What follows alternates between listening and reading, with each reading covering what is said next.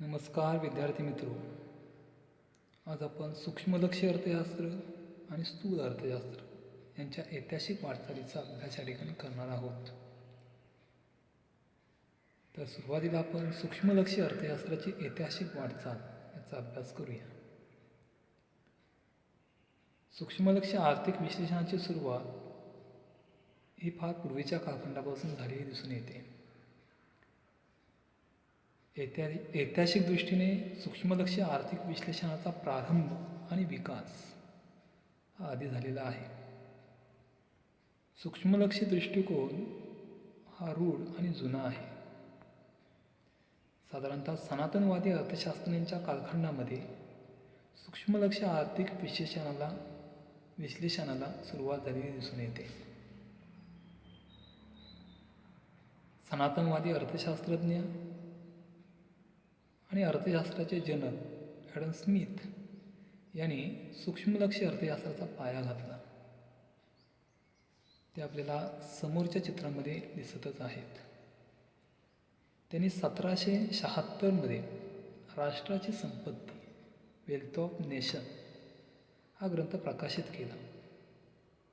या ग्रंथामध्ये त्यांनी आर्थिक समस्यांचे विश्लेषण सूक्ष्मलक्ष्य दृष्टिकोनातून केलेले आहे.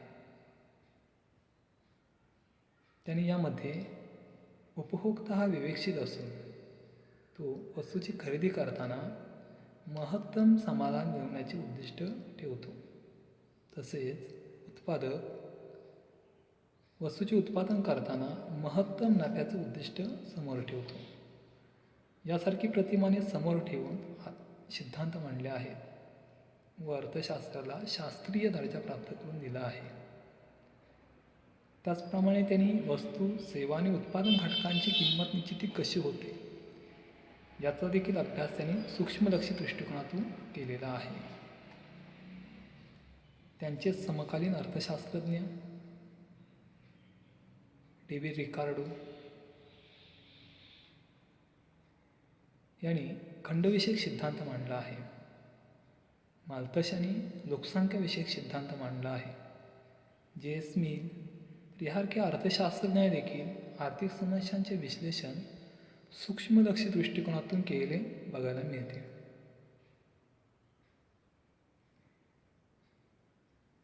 नवअभिमंत अर्थशास्त्रज्ञ यांनी देखील मूल्य सिद्धांताच्या रूपाने सूक्ष्मलक्ष्य अर्थशास्त्रामध्ये मोलाची भर घातली आहे.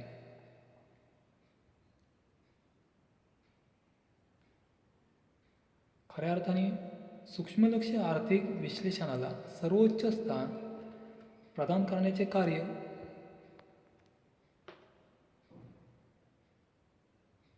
डॉक्टर मार्शल यांनी केले आहे. म्हणून डॉक्टर मार्शल यांना सूक्ष्मलक्ष्य अर्थशास्त्राचे शिल्पकार असे संबोधले जाते.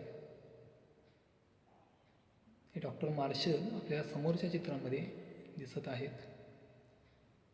डॉक्टर मार्शल यांनी 1890 अर्थशास्त्राची मूलतत्वे हा ग्रंथ या ठिकाणी प्रकाशित केला.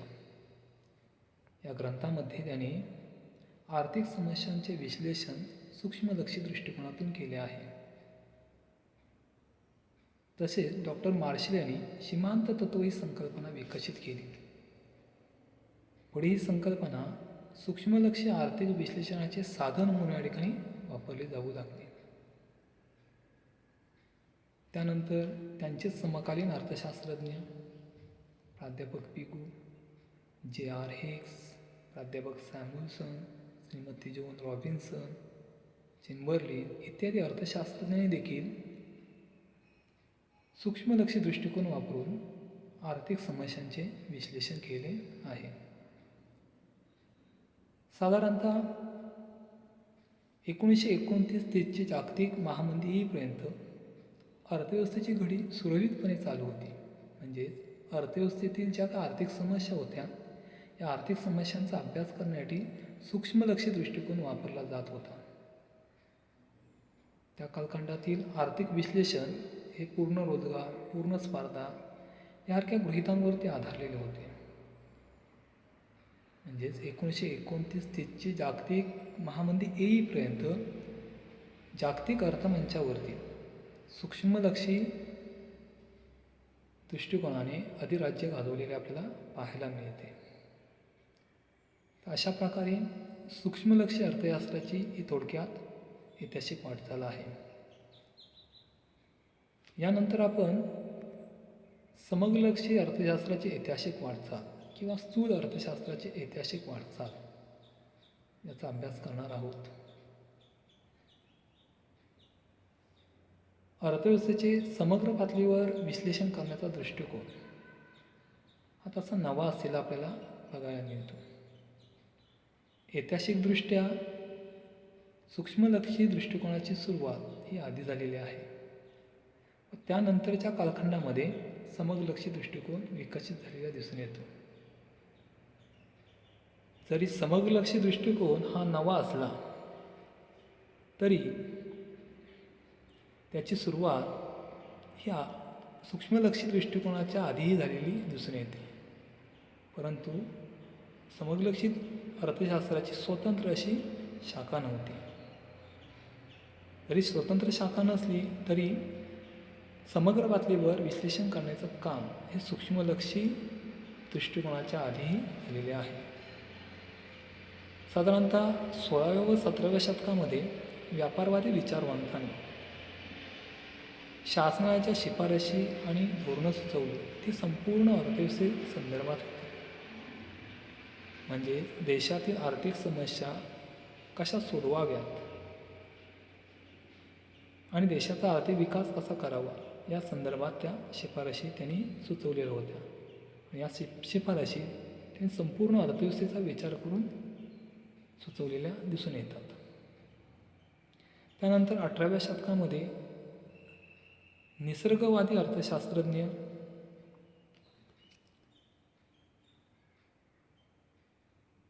म्हणजे त्यांना फ्रेंचवादी अर्थशास्त्रज्ञ अशी म्हटले जाते. तर त्याने राष्ट्रीय उत्पन्न आणि संपत्ती या संकल्पनेचे विश्लेषण समग्रलक्षी दृष्टिकोनातून केले आहे. त्यांनी राष्ट्रीय उत्पन्नाचा प्रवाह जमीनदार, प्रत्यक्ष शेती असणारी कुलं, मजूरदार वर्ग यांच्यामध्ये कसा वितरित केला जातो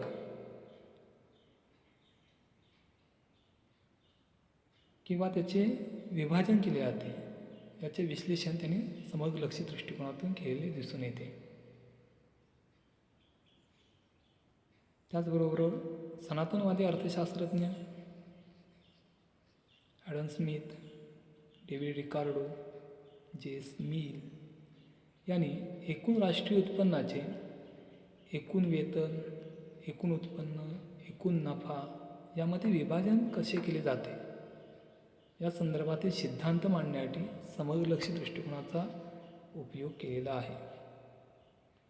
परंतु त्यांचा हा समग्रलक्षी दृष्टिकोन सूक्ष्मलक्षी दृष्टिकोनामध्ये एकत्रित झालेला दिसून येतो.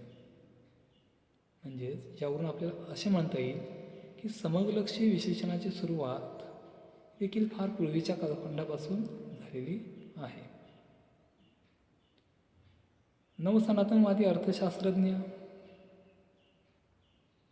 विशेष करून प्राध्यापक पिगू, डॉक्टर मार्शल यांच्या कालखंडामध्ये समग्रलक्षी दृष्टिकोन मागे पडून सूक्ष्मलक्षी दृष्टिकोन पुढे आलेला दिसून येतो. 1929 तेच्या जागतिक महामंदीपर्यंत या सूक्ष्मलक्षी दृष्टिकोनाने जागतिक अर्थमंचावरती राज्य केले. मात्र जागतिक महामंदीनंतर अर्थशास्त्रीय विचारांमध्ये मूलभूत आणि क्रांतिकारक बदल घडून आले. कारण जागतिक महामंदीने देशामध्ये म्हणजेच पूर्ण जगामध्ये अनेक समस्या निर्माण झाल्या होत्या आणि या समस्या सूक्ष्म स्तरावरती अभ्यास करून सोडवण्यासारख्या नव्हत्या. त्यासाठी या समस्या सोडवण्यासाठी समग्र पातळीवर त्या समस्यांचा अभ्यास करणं आवश्यक होते. आणि त्यासाठी लॉर्ड जॉन मेनार्ड केन्स यांनी 1936मध्ये पैसा, व्याज आणि रोजगारविषयक सामान्य सिद्धांत हा ग्रंथ प्रकाशित केला. या ग्रंथामध्ये त्याने आर्थिक समस्यांचे विश्लेषण समग्र लक्ष्य दृष्टिकोनातून केलेले आहे. पुढील कालखंडामध्ये इतर अर्थशास्त्रज्ञांनीही हा समग्र लक्ष्य दृष्टिकोन वापरलेला बघायला मिळतो. आणि म्हणून लॉर्ड केन्स यांच्या नावाशी समग्र लक्ष्य अर्थशास्त्र जोडले जाते. त्यांचे समकालीन अर्थशास्त्रज्ञ कार्ल मार्क्स, माल्थस, ऑलरस, फिशर या अर्थशास्त्रज्ञांनी आर्थिक समस्यांचा अभ्यास समग्र पातळीवरती केला पाहायला मिळतो. तसेच हार्वर्ड डोमर यांनी आर्थिक वृद्धी व विकासाचे सिद्धांत मांडण्यासाठी समग्र लक्ष्य दृष्टिकोन वापरलेला आहे. तर अशा पद्धतीने समग्र लक्ष्य अर्थशास्त्राची थोडक्यात ऐतिहासिक वाटचाल आहे. तर आज आपण यामध्ये सूक्ष्म लक्ष्य अर्थशास्त्राची ऐतिहासिक वाटचाल आणि समग्र लक्ष्य अर्थशास्त्राची ऐतिहासिक वाटचाल यांचा थोडक्यात अभ्यास या ठिकाणी केलेला आहे.